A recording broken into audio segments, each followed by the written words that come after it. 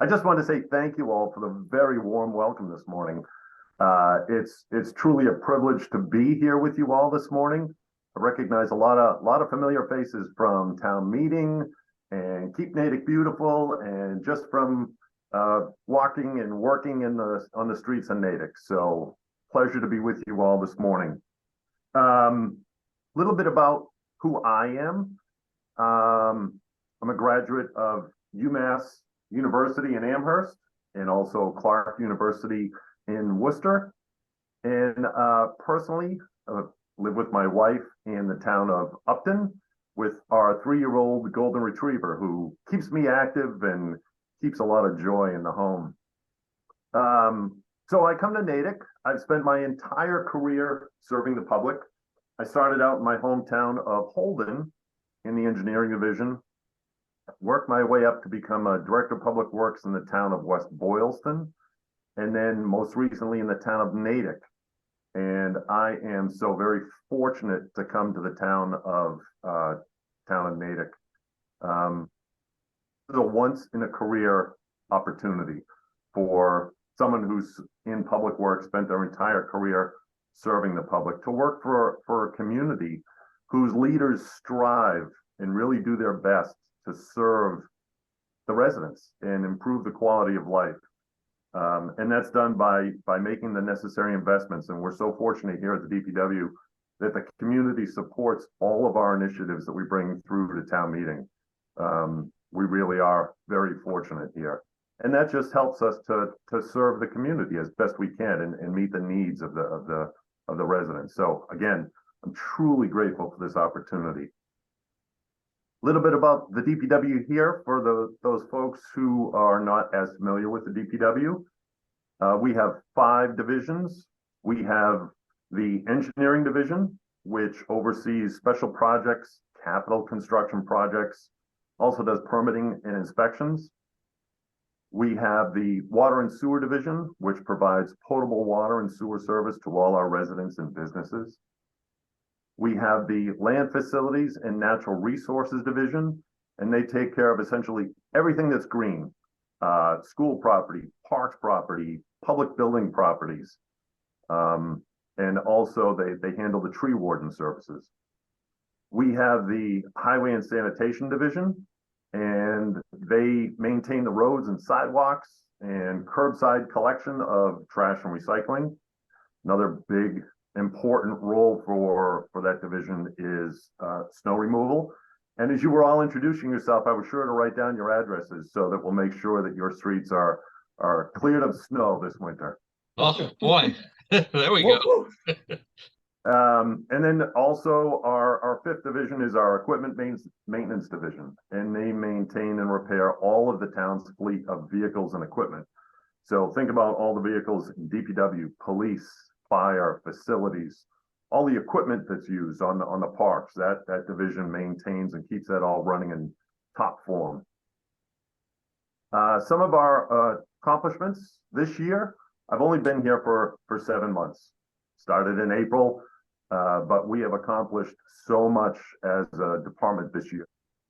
Somebody mentioned a moment ago, we did reconstruction of roads in both the University Drive and Abbott Road neighborhoods. We also completed the long-awaited South Main Street reconstruction.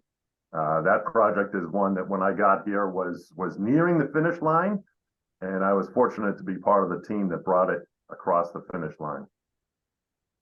We are also overseeing several MassDOT projects, Mass Department of Transportation projects, specifically the North Main Street reconstruction, which should be completed next year if the utility companies relocate their wires and move the poles out of the pavement. We're in the early stages of the bridge replacement at routes 9 and 27. That's a project that probably won't start for several years, but they've had public meetings. Well, lost you again. Can you hear me? I'm sorry. Yeah.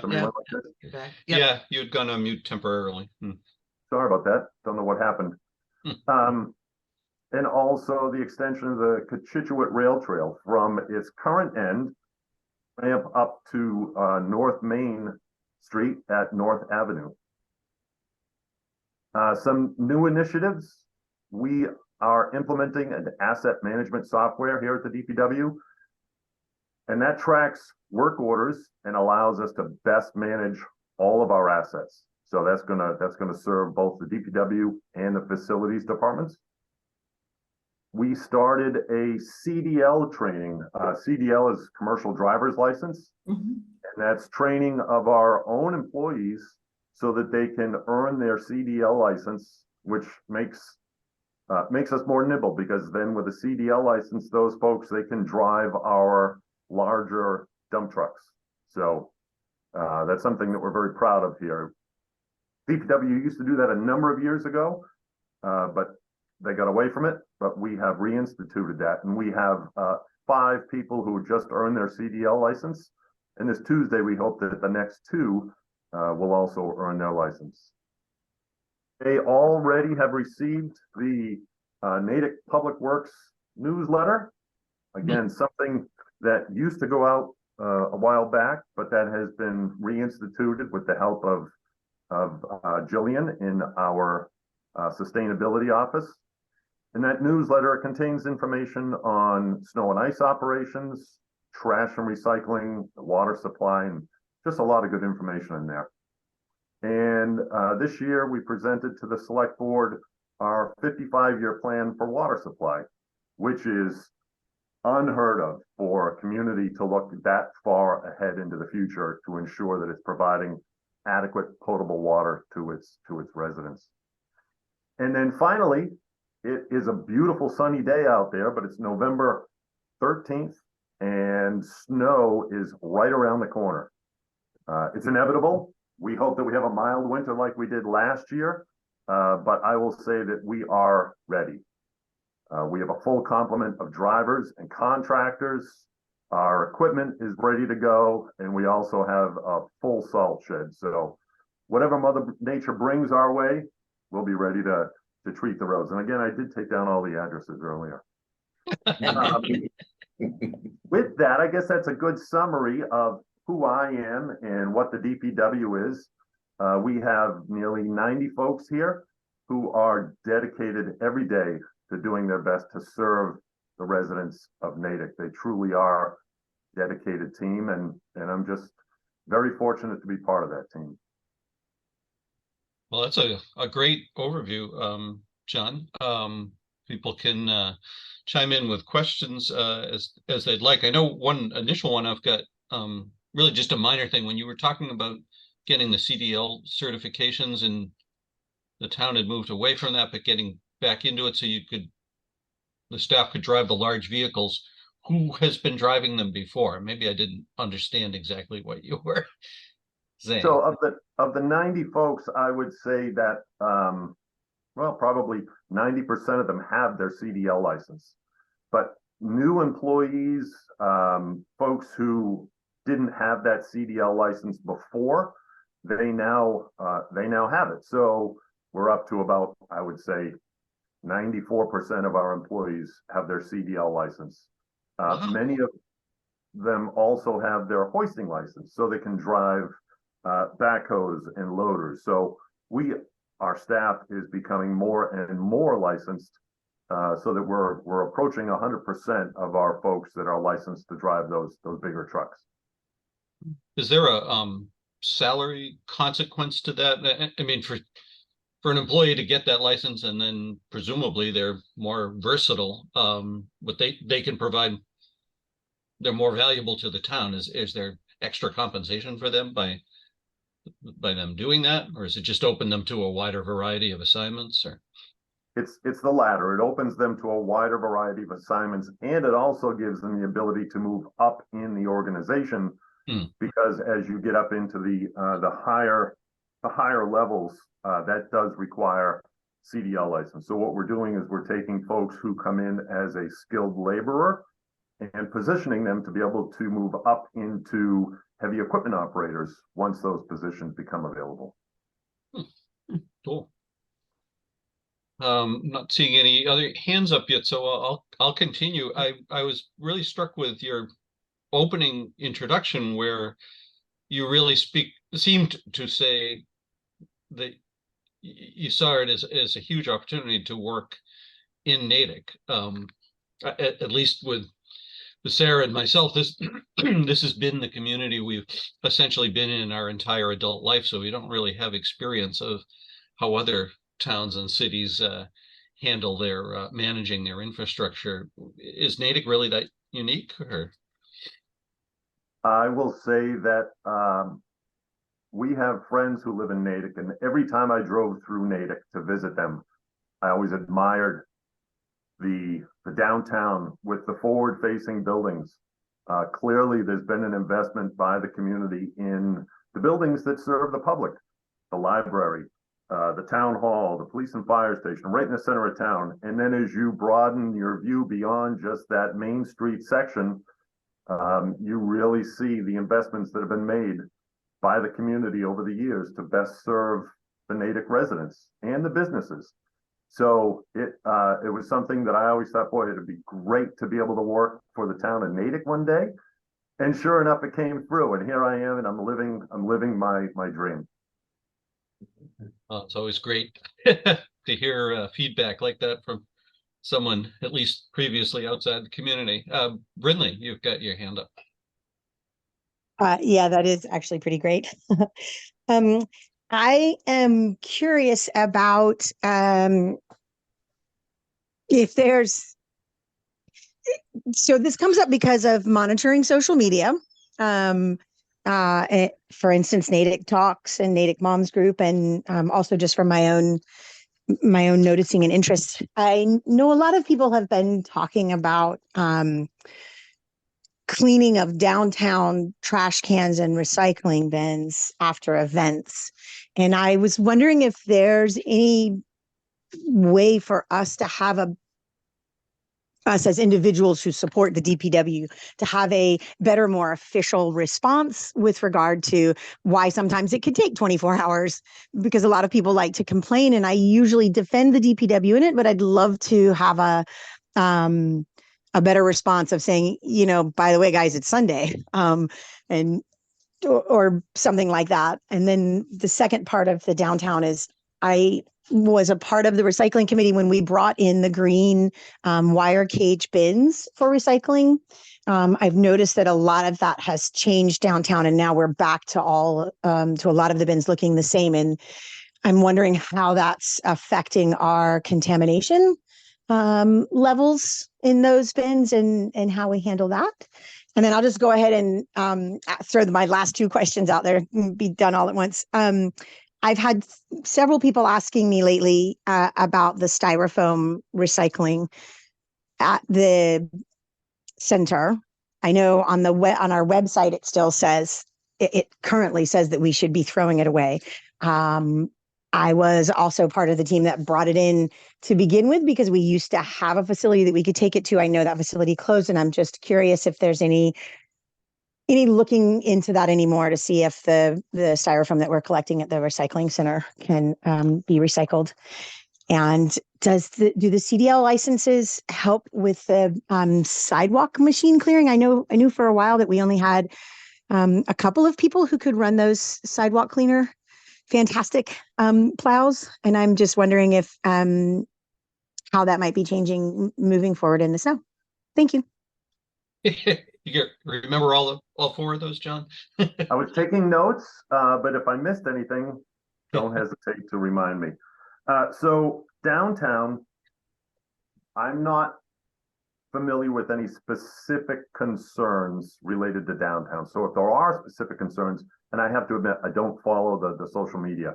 If there are specific concerns around specific days on the weekend, or maybe it's around specific events that we don't have either enough receptacles out there, or we don't empty them soon enough, I do know that there are instances where when we are aware of events, we will have people come in on the weekend on overtime to take care of trash.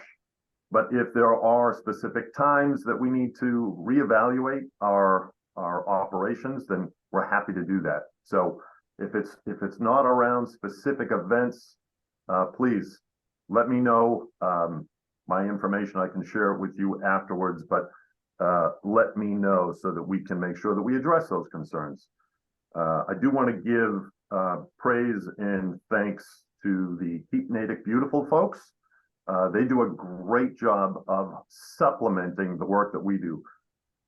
There are so many areas in town that we can't get to every day. And those folks at Keep Natick Beautiful, they really do a great job at supplementing the work that we do to keep Natick beautiful. With regard to styrofoam, you are correct. Styrofoam, there used to be a spot where we were able to recycle styrofoam. We had a recent meeting with our representative from the Department of Environmental Protection, and she deemed styrofoam to be trash.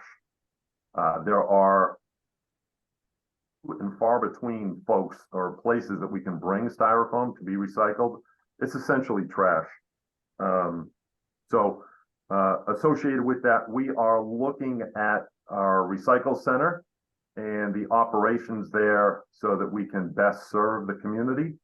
And that's one of the things that we're going to be looking at, is what to do with styrofoam. Essentially, DEP tells us it's trash. And then finally, I think this was finally, but if I missed anything, let me know. The CDL licenses are not required for the sidewalk machines. We do have a number of sidewalk machines that we deploy during and after storms. The best thing to remember about sidewalk clearing is we don't typically have folks that we can just dedicate to sidewalk clearing. What happens is if there's a storm, it's all hands on deck, and we focus on the road so that we can have safe travel for all the emergency services and folks getting to and from work and folks getting around town. Once we complete and clear the streets and we're down to black pavement where it's safe, we then take those same drivers and we put them in the sidewalk machines.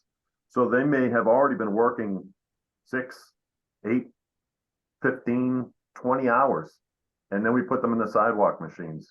So it's long and grueling work, but the folks here, again, they're dedicated to keeping the streets and the sidewalks safe. So if it takes extra time for us to get to those sidewalks, please be patient with us, with the understanding that those are the same folks that have been out for countless hours keeping the streets clear of snow. I want to give Cindy a chance to speak because she had a styrofoam related comment, and then I think of Brindley's list of questions, the one maybe you hadn't addressed was the wire bins versus for recycling versus the regular bins, and whether there was a sanitation aspect to that. But Cindy, go ahead. After that, you may not see that Pat has his physical hand up, so he can be in the queue as well. Okay. Cindy? Yeah, so I pretty much just take my stuff to the recycling center, and there's that big truck. It says styrofoam, put it here. And I'm like, okay. And then I found out that that's just trash. And I was very upset. And I think I spoke to Jillian. Anyway, I researched places that take styrofoam, and I identified 2, and I gave that information not once, but now twice, I think, to Jillian. There's one out in the Springfield area. It's not, I don't think it's Springfield, but a town next to Springfield. And then there's another one, I think, on the North Shore. And I spoke to contacts at both places, and there's various arrangements that they can make where they either leave their own trailer or they come and get it every so often or whatever. And I was very pleased to find that out. So I'd love to have the town pursue that. It seems like there maybe is some communication. I think all of my communication with Jillian was before you came, John. So just wanted to share that. Well, thank you very much. Jillian's office is directly across the hall from mine, so I'll be sure to run over there as soon as we're done here and find out who those folks are. Encouraged to hear that it is companies that bring their trucks and leave them here, because as you mentioned, Springfield, picture if we had to take that truck and with the manpower and with the tolls and drive that styrofoam all the way out to Springfield and come back. I don't know what the economics of that would be, but to hear that there are companies that would potentially leave something here, that's very encouraging. So I'll follow up with Yeah, Jillian. there's with that today. different options, and of course, each option costs different amounts of money, and each town has to sort of figure out the best thing for them for their place. Yeah. Thank you. Thank you. Let me see, Ricky's got her hand up as well, but I also wanted to be mindful of Brian, I think had his hand up for a while. Brian? Hey, John. I live on Oak Knoll, and we've got a dock on Lake Chichot right where Snake Brook enters into the lake. And the water quality is what I've been focusing on, trying to have some impact on improving it. And so I've watched the construction, which started at 27 and 30 over 5 years ago or 6. And now here we are in our 4th year, probably almost, on the 27 project. And the runoff that the new improvements of the draining system and the settling ponds is going to be helpful, but Snake Brook, where they started the job, is just languishing there. And evidently the plan wasn't revised, and after all this time it's still sitting there. I wonder what's going to happen with that. But the tie-in is the nutrient loading that is happening because of the runoff has closed Lake Cochituate this summer season almost 50% of the time because of cyanobacteria.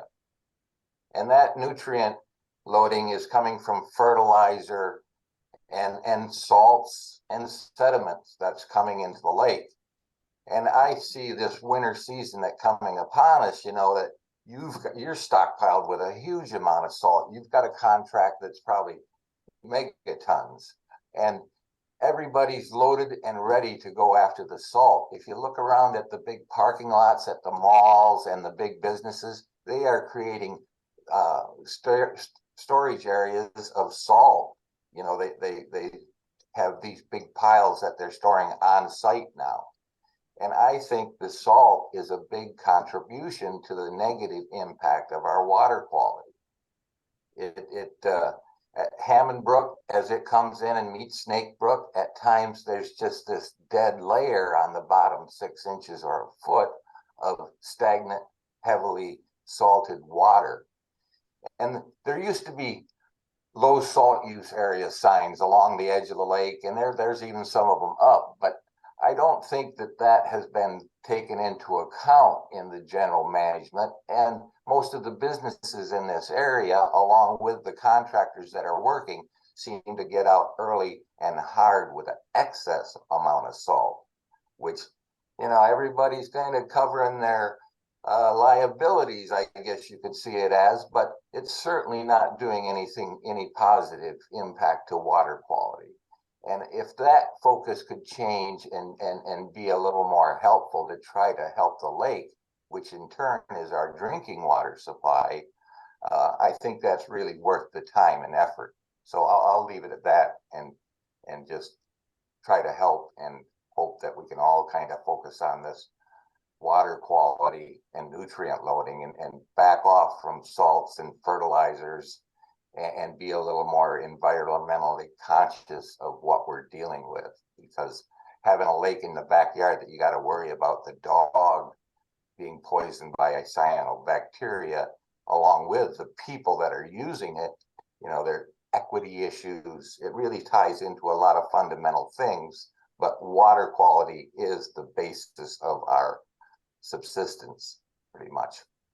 So that's what I'm focusing on and trying to find tangible results. And it's pretty hard.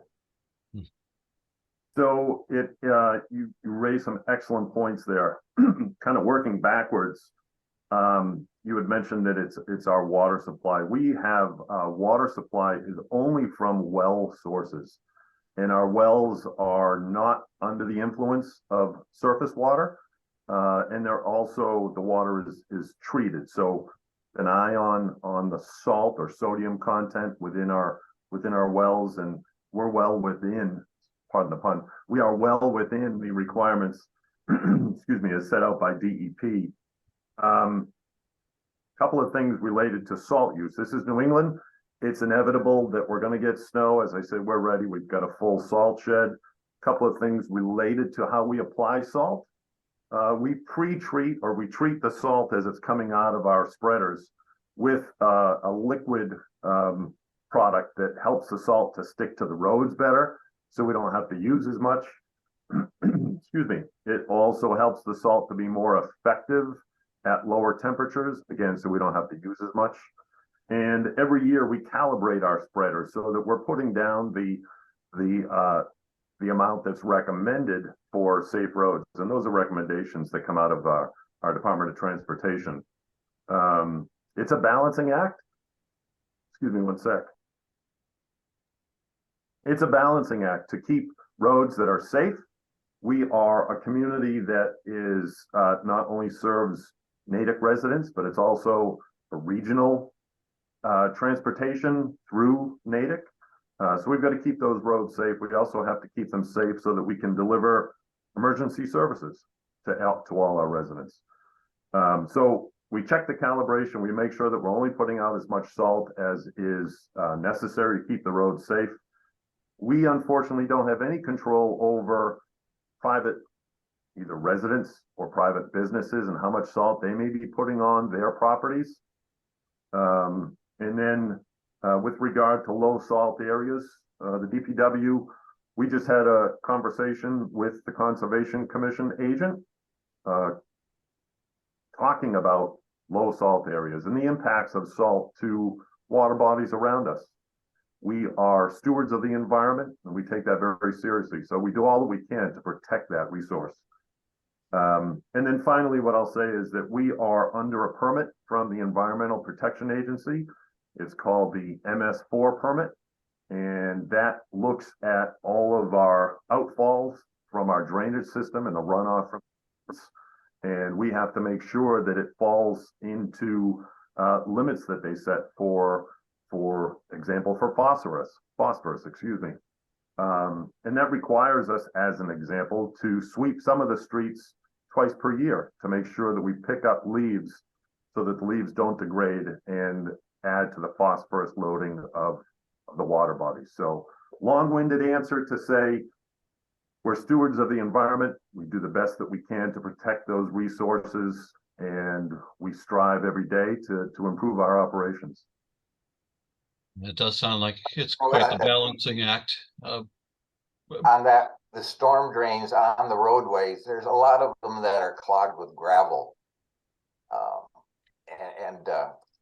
I realize it's a 2 or 3 year cycle for the cleaning, but it would seem like the ones that were clogged would be a high priority.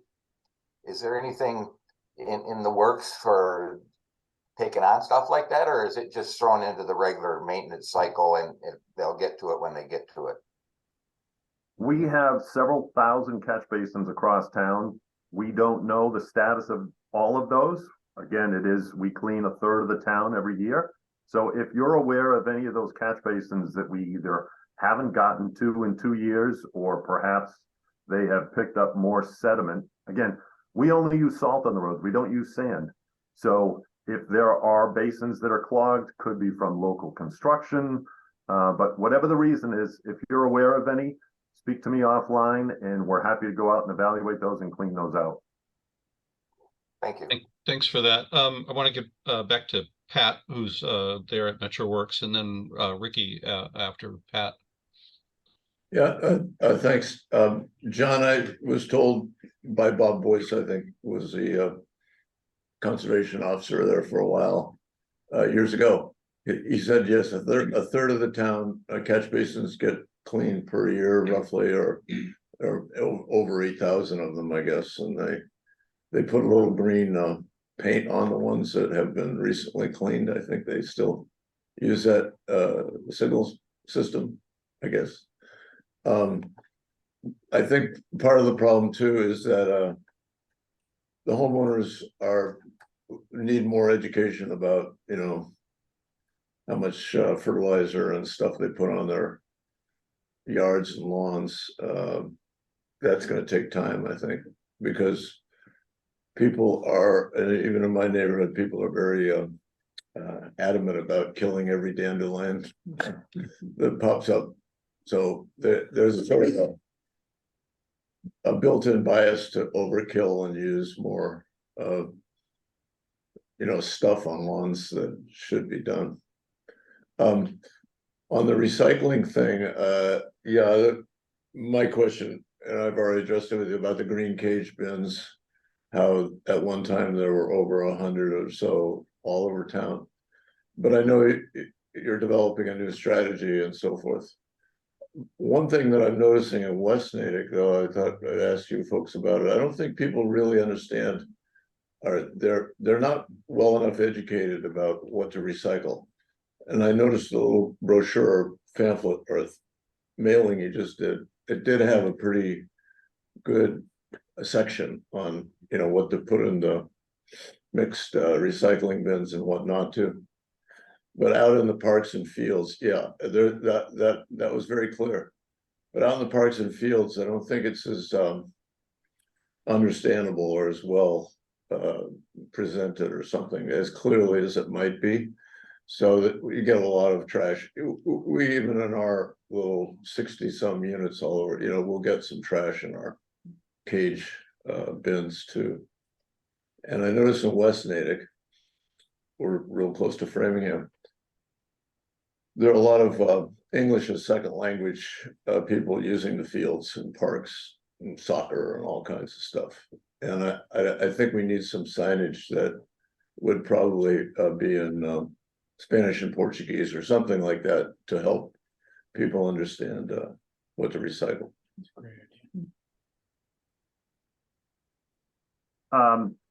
Thank you very much, Pat. And thank you again for your work with Keep Natick Beautiful as we're talking about recycling and trash.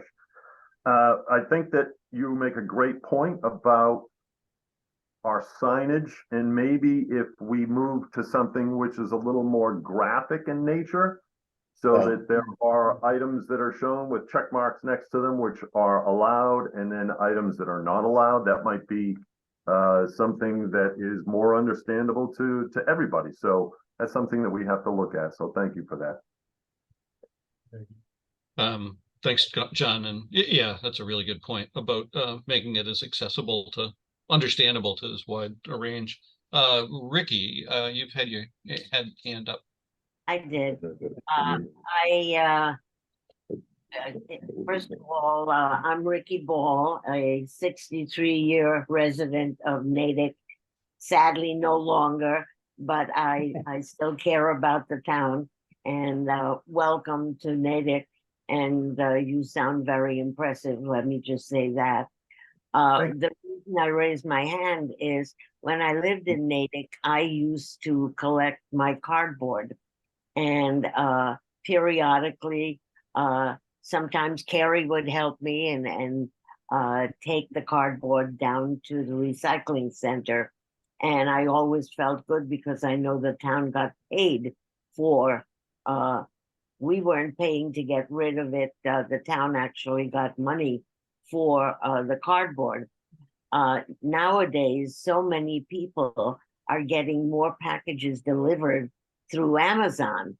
And so there's a lot more cardboard. It may be smaller boxes, but there's still a lot of cardboard that people get. And I always thought there should be a way outside of, nuts like me actually taking it to the recycling center to collect that maybe once a month, ask people to hang on to their cardboard, and once a month have a collection of cardboard that would give the town some return.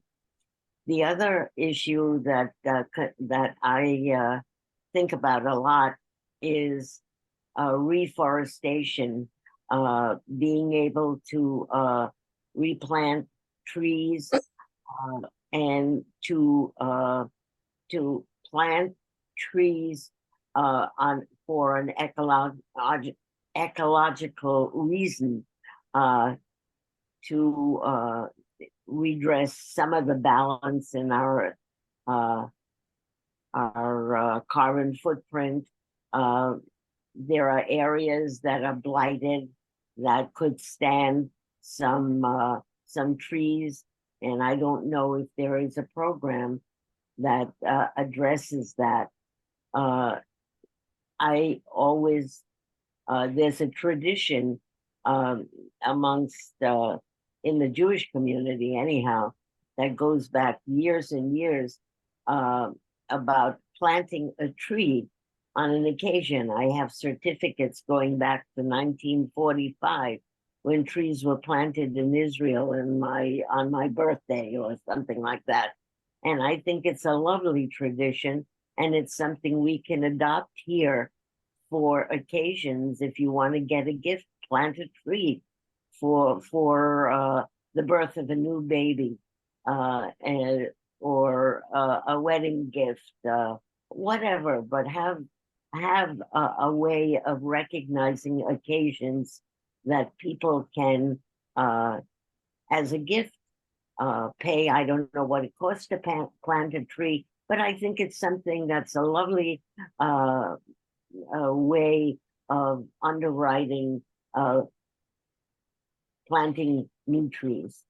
So those are my two issues. Thanks, Ricky. You're welcome. Thank you very much. So a couple of things. You had mentioned cardboard. You are absolutely right, and I am guilty of ordering more stuff from Amazon, much to my wife's dismay. But cardboard is becoming a larger element of our single stream recycling at the curbside. We do end up paying for the processing of our single stream recycling. When we bring it to Casella, we have to pay per ton for them to recycle that product. But we do collect cardboard Thursdays, Fridays, Saturdays, and Sundays at the recycle center. And that is a source of revenue for us. When cardboard is not part of a single stream recycling, but when it's just cardboard alone, we're able to take that to Casella and Auburn, and they pay us for that because they don't have to process it. It's ready to go. So cardboard, there are pros and cons to cardboard for us, and costs and revenue for it. And with regard to trees, you make a great point. Our LF&R division supervisor is Arthur Goodhind, and he's also the tree warden. He has a program that every year gets funded through town meeting, which we appreciate. And that allows us to plant trees. There is a list. We also partnered with the Sustainability Committee and the students at the high school.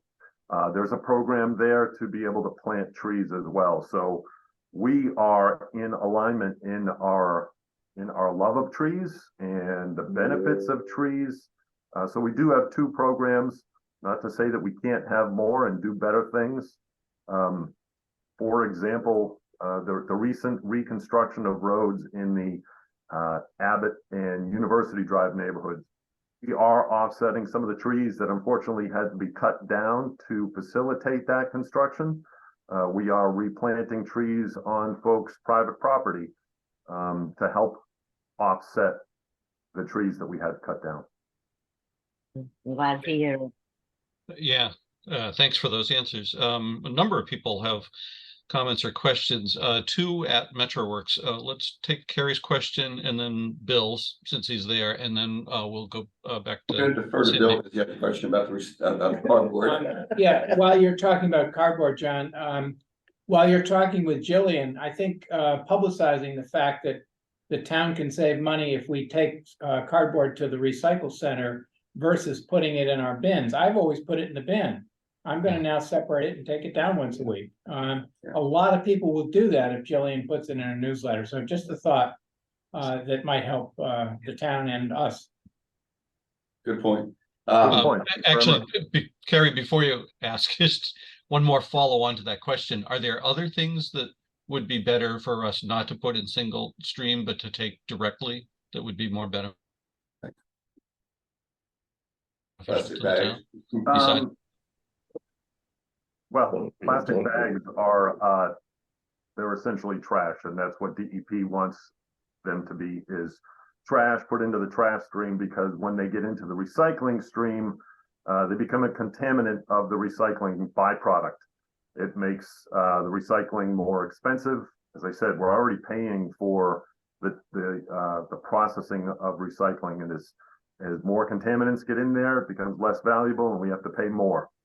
So your question was related to, are there other things that we should be doing to offset our costs? Paper, we also collect mixed paper at the recycle center. The problem with recycling is that it's a commodity, and the market for recycling is very volatile. Recycling used to be a boon, right? It would bring in all kinds of revenue because the products were so valuable for those folks that were recycling them. Now that recycling is becoming harder and overseas countries are no longer as interested in taking recycling, it's becoming more expensive, and the boom days are over.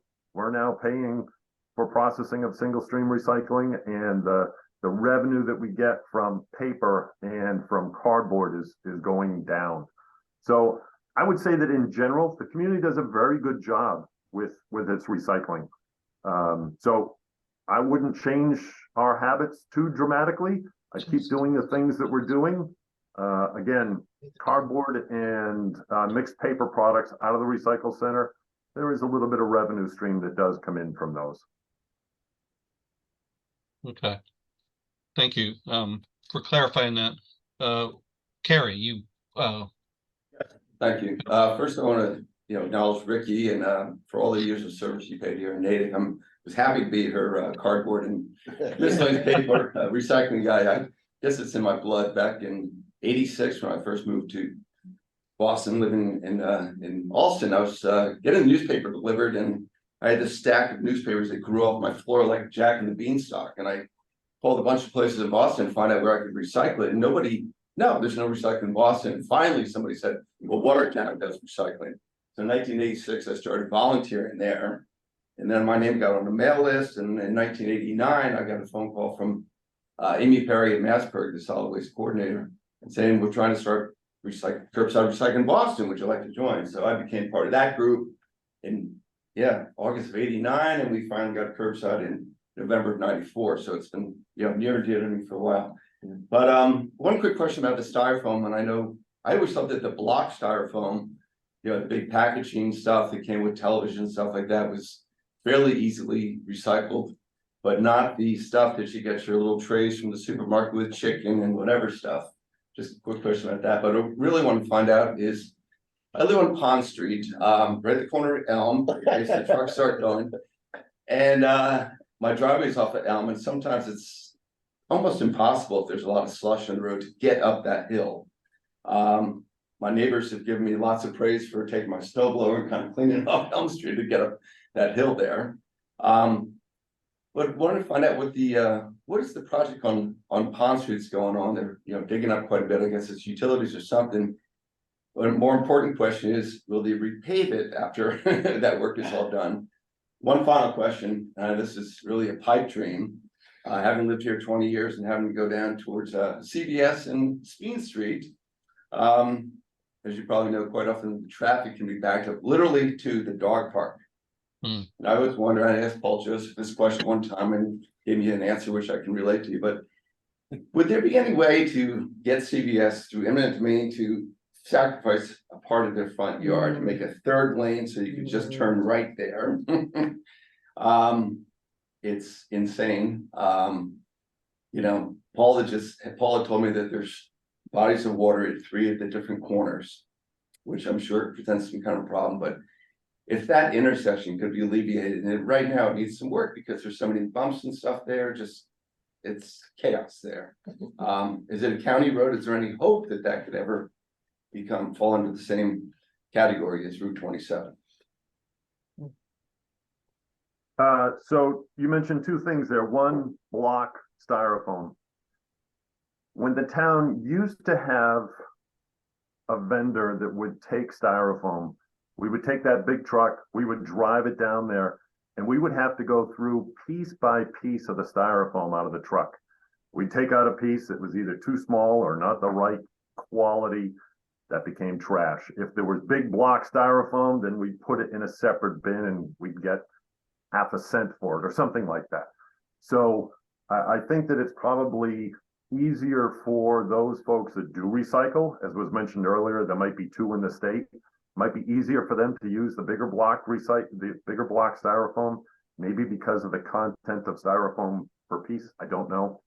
But again, what DEP tells us now is that all styrofoam that we collect here is essentially trash. And then with regard to Pond and Speen Street, I am happy to announce that one of the big capital projects that we're working on is an evaluation of the traffic flow on both West Central Street and Speen Street, specifically that intersection. We're West working. Central. It's a real bottleneck. I'm sorry, West Central and Speen? Yes, right in front of CBS, that area. Yeah. So McFarland Johnson is evaluating that intersection. Sorry, I've got a notification here. Can you folks still hear me? Yep. Yeah, we can. Okay. Yeah, so McFarland Johnson is looking at that. It is a project that the town is investigating and evaluating that entire intersection. There are problems with traffic flow on Speen and West Central Street. You did mention that 3 corners are covered with water there. Department of Conservation and Recreation, they own essentially those water bodies and they manage them. And we recently had a meeting with them to tell them what we were interested in doing in that intersection to improve traffic flow and pedestrian safety. So we're evaluating that. We're also working with the DCR to help to be able to, I don't want to say push the limits, but to be able to maximize what we've got for right of way there so that we can improve both traffic flow and pedestrian safety.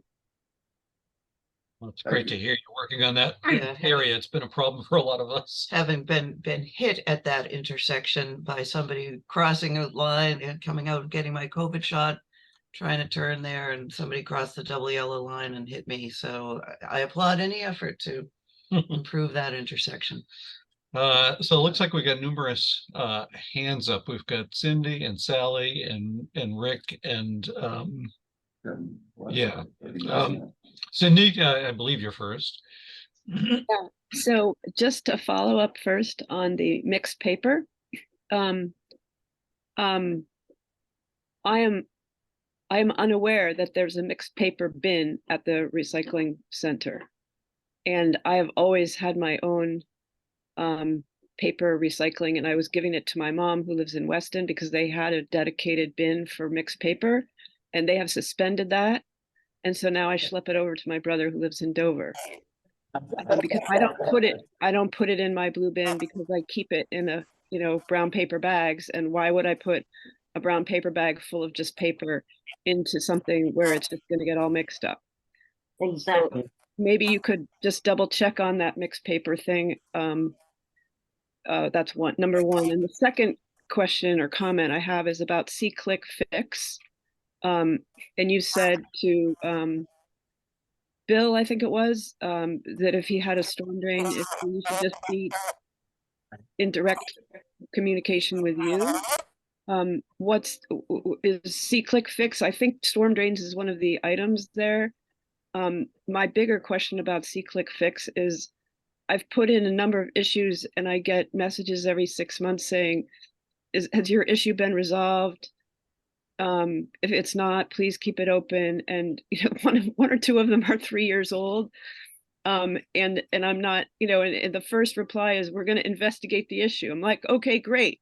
And then when they come back 6 months later, like, how if it's not done, and then I write, how's the investigation going? And I don't hear anything back. In particular, I was mystified by the street signs with a little bicycle on them as I'm riding my bicycle, and it says, stop here to turn the signal. And then I found one on the ground, on the pavement. And I was like, oh, that's what those signs are for. The sign is alerting the driver and the bicyclist to the fact that there's a little icon on the pavement. Well, most of the icons on the pavement are not there. So the sign doesn't make any sense to either the cyclist or the driver who hasn't been there long enough to know that there used to be a bicycle painted on the pavement. So that's one of the longest unresolved issue that I've put in C-Click Fix, but mostly it's been pretty effective. And I think the communication is better this year than it has been.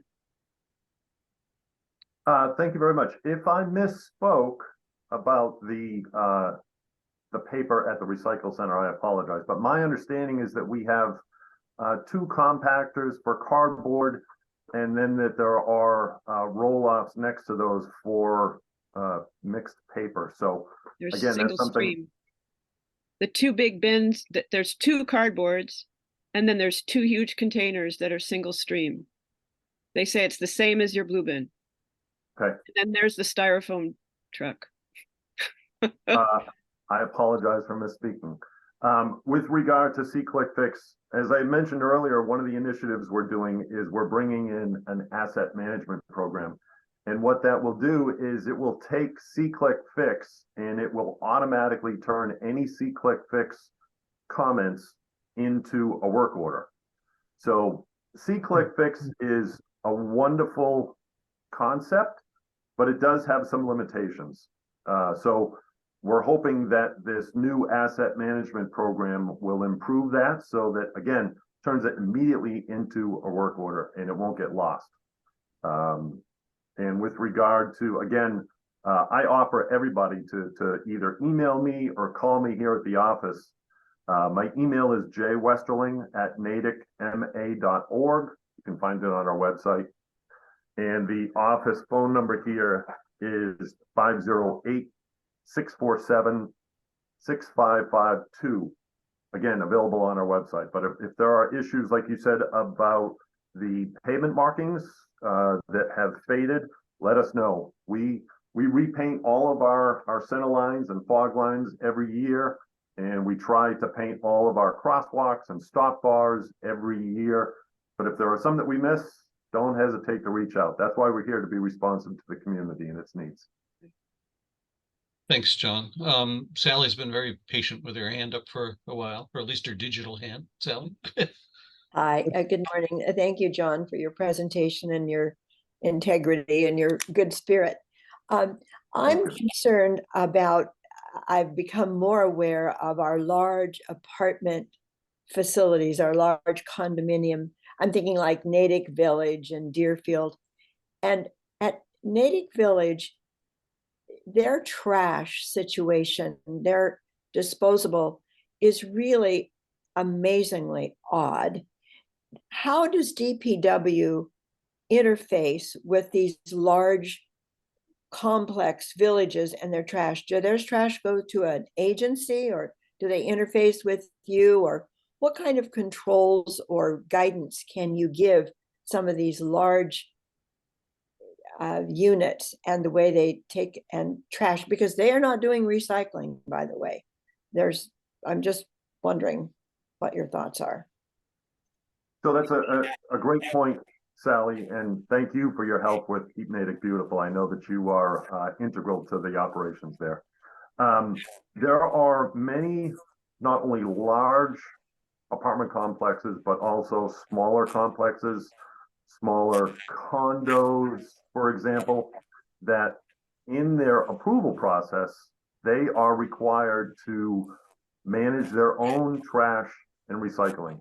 So we have no control as a Department of Public Works over those independent private properties. It's unfortunate if they choose not to recycle. A lot of them, they will either have their own disposal company come in and empty, for example, curbside bins like we use, or they will have a dumpster system.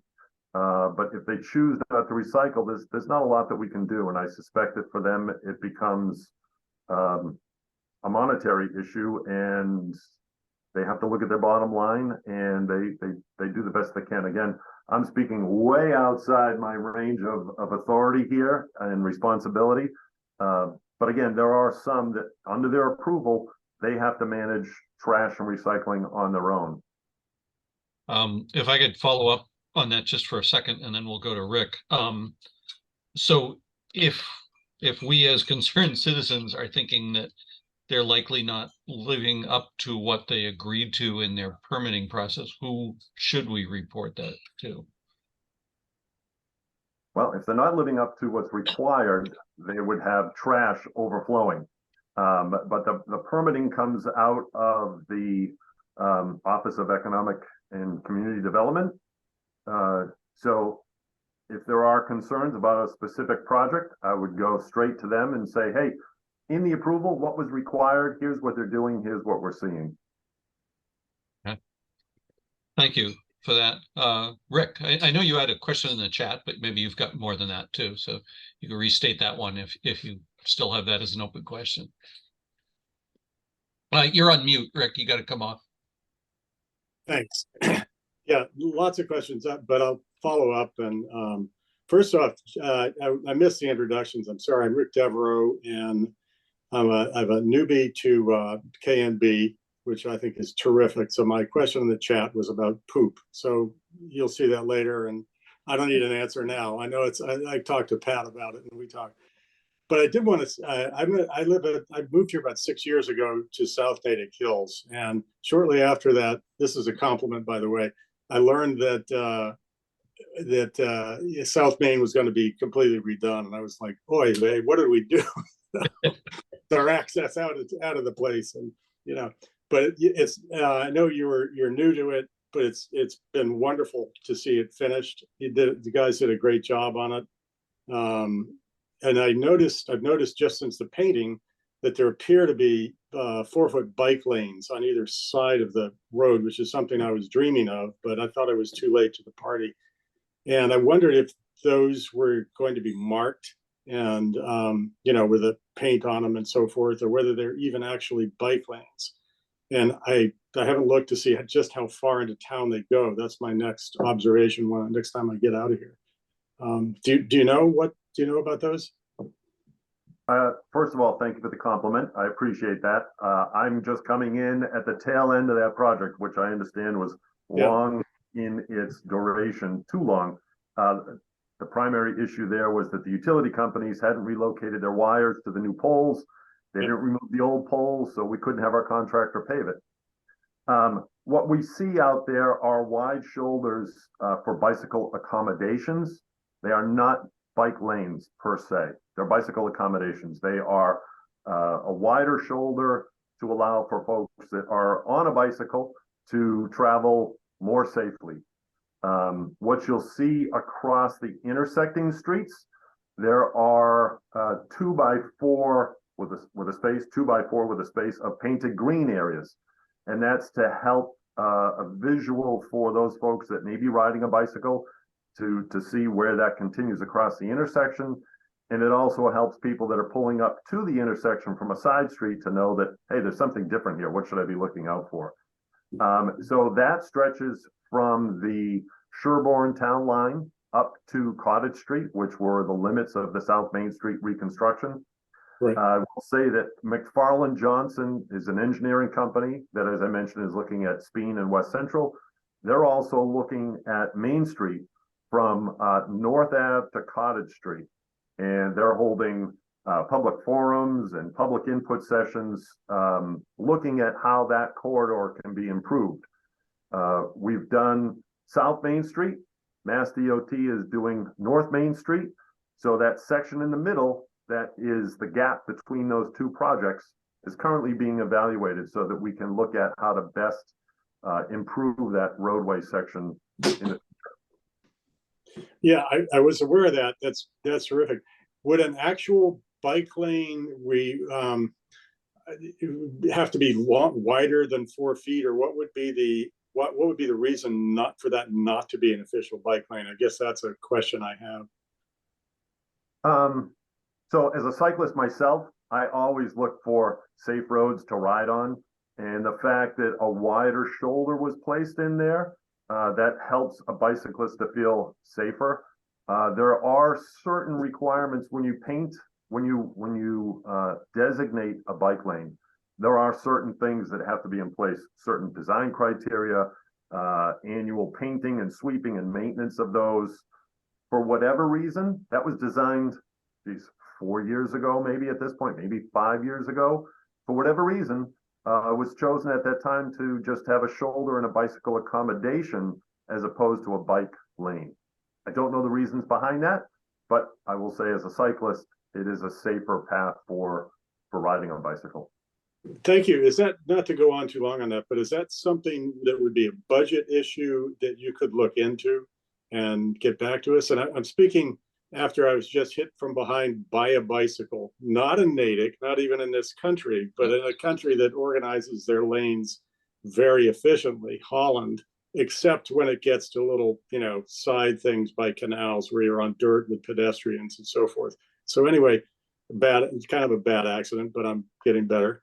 But it would be great. I mean, one of the advantages of it is it can keep bicycles off sidewalks. And I'm not sure this is a huge issue on South Natick. In my observation, there's not a great deal of walking on it as there is in town or something. So, but it is nice to have designated places for bikes and walkers so that they're not sharing lanes.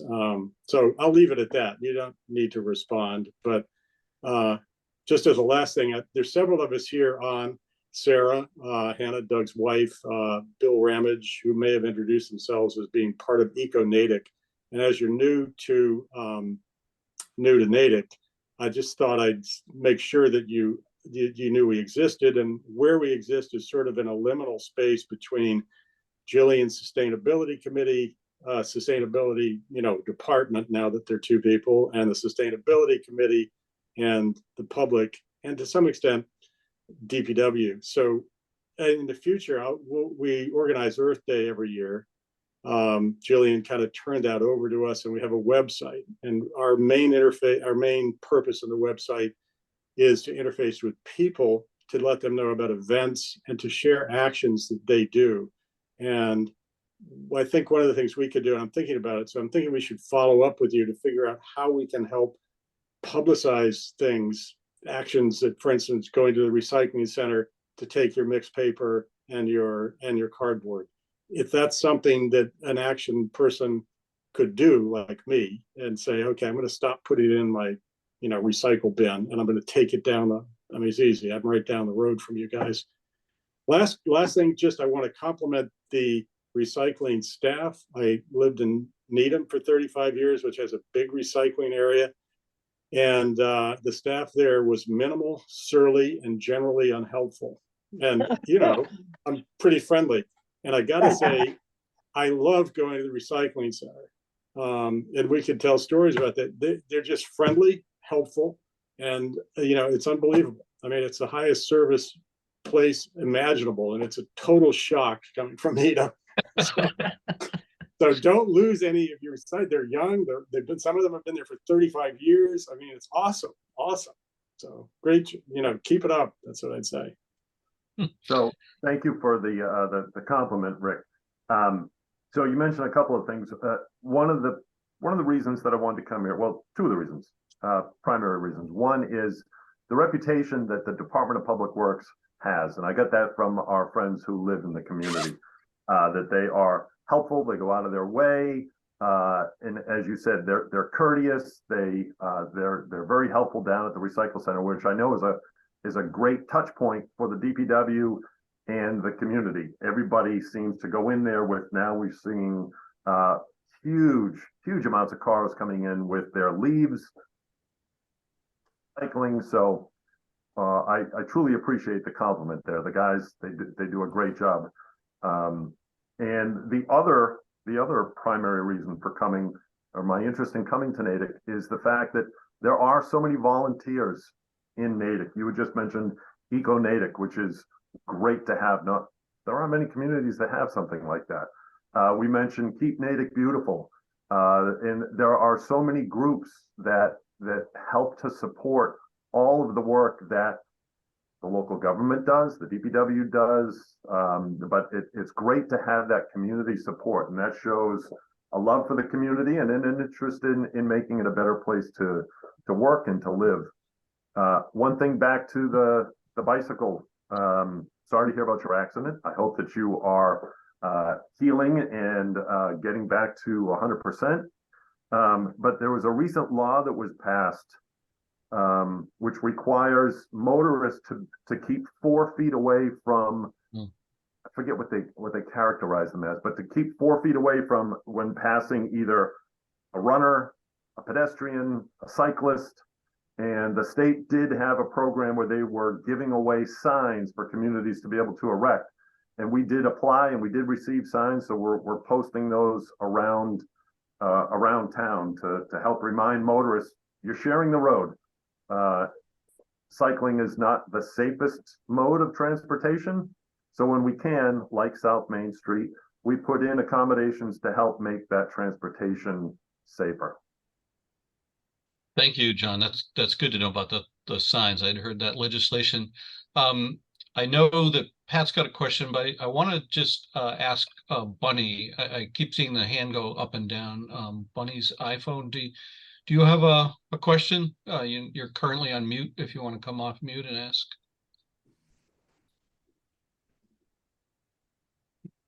Okay, not seeing them coming off, but if you do have a question, just come off mute and jump in. Pat, did I hear you? Excuse me, just can you refresh the memory? How do you unmute on a phone? Because I can never remember that. Maybe you can reminder. Is a star something to unmute on a phone? Yeah, I don't know. I can explain that.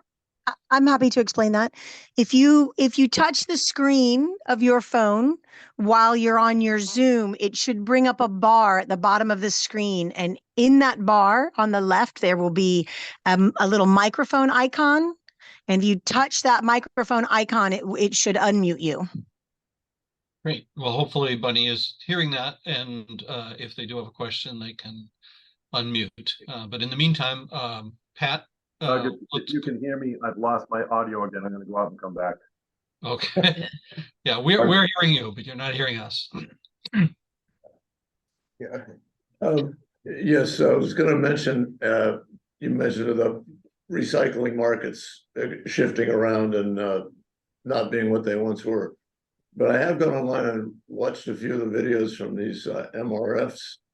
They're pretty impressive, and I think if people had just go online and look at bulk handling systems or EJ Harvey's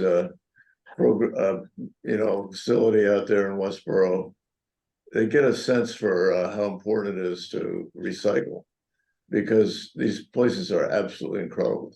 I mean, they're using AI now and all kinds of stuff to separate products and things and bale things. So it'd be kind of useful to, if you want to learn a little bit more about recycling, take a look at some of those videos. That's good to hear. If you have any links that you want to share with us, Pat, I can send those out to the group. They're called MRFs. Okay. I've got one question of my own, and then I think I'm hearing that Carrie also has a comment. But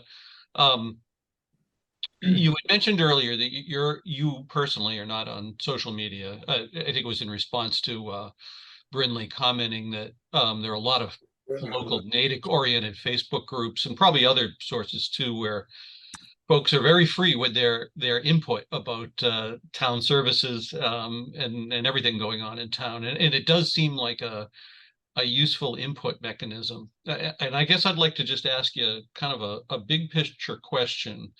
What does the DPW do to feel that they're getting the pulse of what's important to the town, how the services are going, and what are your primary outgoing communication mechanisms? We've talked about a couple of specific things like bilingual posters and things like that, but just in general, what's your methodology for making sure the town knows what you're up to, and when you do want input, how are you getting that input?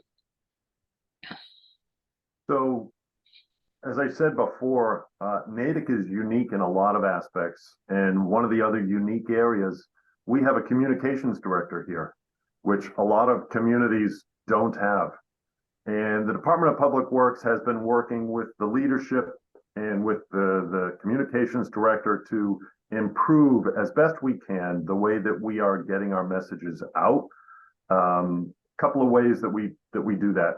through our website, through the town's website. There are notifications that we can send out. But one of the things that we are improving upon and expanding upon on the town's website, you can sign up for either email or text alerts that come from not only the Department of Public Works, but also from police, from fire. So I encourage you all to go onto that website. It's something that, again, we are trying to refresh and rejuvenate. It's to sign up for notices. And then if we have problems like dirty water, like road closures, like days that we're not collecting trash or recycling due to storms, that's how notifications can go out. We had heard earlier, someone had mentioned C-Click Fix.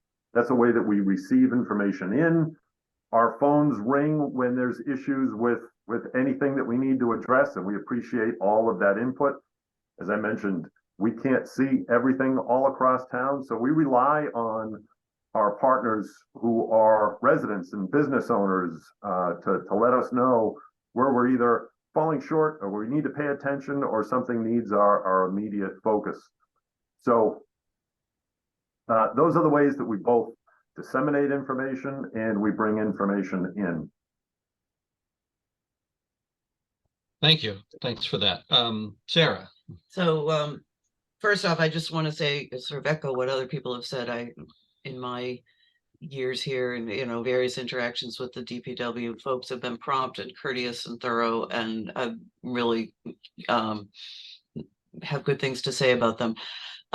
So thank you for that. My question harks back to some of the earlier discussions about the construction and having to wait for the utility companies to move their poles, which seems to have been a problem since eternity.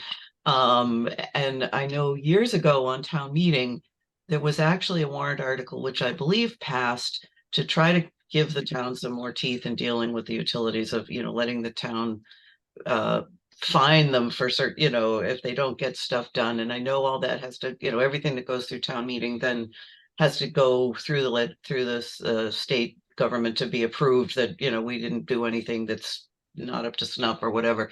And I realized I never heard what became of it. And I'm suspecting that probably got kicked back by the AG's office. But does the town have any leverage over the utilities to get them to come out and move their poles? I will say that, as I mentioned, I've worked in the town of Holden, West Boylston, Hopkinton. This is not a unique problem that we see here in Natick. You drive across the Commonwealth, you see poles in projects that have been almost complete, just like South Main Street, almost complete, just waiting for those poles to be removed. We don't have a lot of power to influence those utility companies to make Natick poles a priority. We have licenses with those utilities, and they are here at our. They're here on for our benefit, number one, but also we permit them. So that's the teeth that we have, is the license that says that these utilities are being installed at the convenience of the town of Natick, and the town of Natick has the ability to require that they be relocated in certain circumstances. It's just difficult to get them to relocate them without the threat of lawsuits, fines, legal actions. So we do the best we can to motivate those utility companies. But picture on a utility pole, Eversource has its electric at the top. Below that can be RCN, Comcast, Verizon. There are so many utility companies there. And the way that the poles are relocated is when a request comes through, they start at the top of the pole and they relocate the electric supply wires first from the old pole to the new pole. And then we have to coordinate with the next company down the pole. If that's Verizon, then we've got to wait for Verizon to move theirs. And even if Comcast were ready, they can't move theirs until all the utilities above them have been relocated. So it's a logistic challenge. It's a challenge to get the utilities to focus on our particular projects. But again, it's not unique to Natick. It's across the Commonwealth. Yeah, no, I know it is, and I just remember, a few years ago, there was some other roadway project that was in the same situation, and, town meeting was mad enough about it to vote this thing through, but it didn't seem to make any difference, so I'm suspecting that it didn't go anywhere at the state level, but I realize as you were speaking, I never heard back from it, so yeah, no, I totally get that it's a pain in the neck and so forth, but I was just curious whether anything had come of that. So thank you for that answer. That particular town meeting act, I'm not familiar with. But I mean, look at South Main Street, North Main Street, Washington Avenue. There are poles that are in the way, and we have help from the town administrator's office. John Marshall, when I got here, was holding weekly meetings with these utility companies to motivate them and to try to coordinate with them to move the wires off of South Main Street so that we could finish that. And that's the only reason with those diligent efforts, that's the only reason that those utility companies did move the poles so that we could finish our paving. All right. Excuse me. So we are approaching 10:30. I see Bunny's hand is up again, so I want to give them another opportunity to come off mute. Great. And then we'll take Carrie, I think, has a comment, and we should probably think about wrapping up. But Bunny, go ahead. It's Catherine Coughlin. I'm sorry, my phone says Bunny. That's my nickname, so I didn't realize I hadn't changed it. Well, So now we know more about you. Yeah. does it say Bunny or Bad Bunny? Because I changed it in another Zoom to Bad Bunny, trying to change it. It was a Zoom with the town administrator's office. I'll make this really quick. So John, you know what I think of your department. Excellent. Every single interaction I have with anybody who works for your department has been just stellar in 20 plus years of living in town. So quickly about the polls. So I sit on the Mass Municipal Association's advisory panel on transportation, utilities, and energy. And they have put forth a bill, it's pending, to give towns more leverage over, to actually give them tools and teeth to fight with the utilities. Something to keep in mind is moving those poles is not revenue producing. So they have almost no resources in responding. And I remember when I was first elected to the select board, my Kiki was sitting on it, and I might've been on it for a month or two when we had a meeting with Eversource. And if any of you know Mike Hickey, you can imagine he just lost his, yelling at them about the polls. And he found out with council that we do have some leverage, and I'll look into figuring out what that is, but we do tax their polls. We do permit them, like you said, John.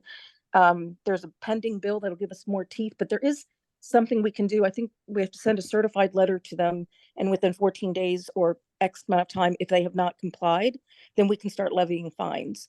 We haven't been doing that because it's a lot of work. I mean, you need one person full time to stay on this, and John Marshall has, a lot of responsibilities. But anyway, thank you for all you do and for your department, and I will just try to figure out how to change my name. I changed it for you on this session, but thank you. But there has to be a way. Well, you know how clueless I am about Zoom. I just can't make it work. Okay, I'm stepping down. Thanks. Thanks, Catherine. Carrie, and I think I saw Bill's hand go up as well. I'll defer to you. Just on another subject, John, at Keep Natick Beautiful, we were wondering if there's any Massachusetts law around littering. And if so, whether DPW could put some signs up to remind folks that it's illegal, maybe work with the police department and fine a couple of folks, might really help. So any thoughts on that? I am not aware of any laws related to littering, but I'll certainly look into that. I can't believe that in 2023, people still roll down their window and they throw out coffee cups, cigarette butts, beer cans, nip bottles. It's just, it's a shame. And that's why, again, we're grateful for the work that Keep Natick Beautiful folks and volunteers help us to try to keep. Well, John, we lost, you seem to be muted, but. Can or you your hear me? microphone went out. Yeah, there we you go. Sorry. Just in summary, I'll look into the littering laws, and thank you very much to Keep Natick Beautiful volunteers for helping us. Yeah.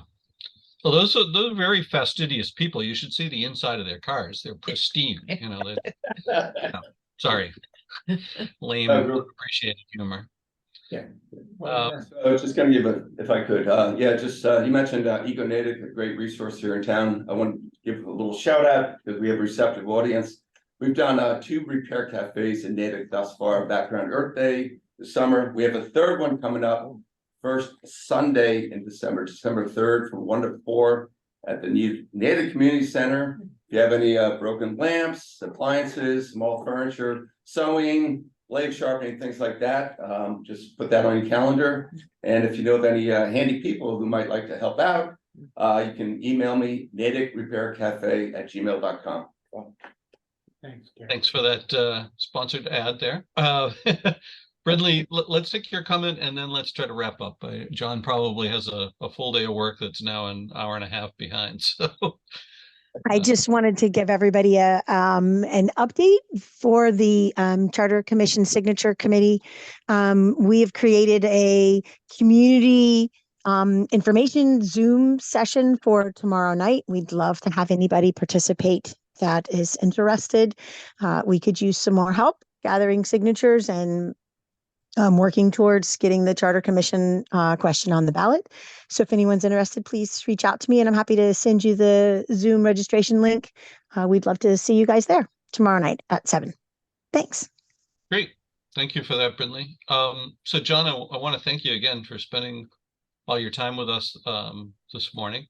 It's been really helpful to get the chance to know you a little bit more and hear about all the things, and hopefully you've appreciated a lot of the input that you've gotten this morning. Martin, you can turn the recording off whenever you feel like it. I will point out that at the moment we do not have speakers lined up for the next 2 sessions, but we do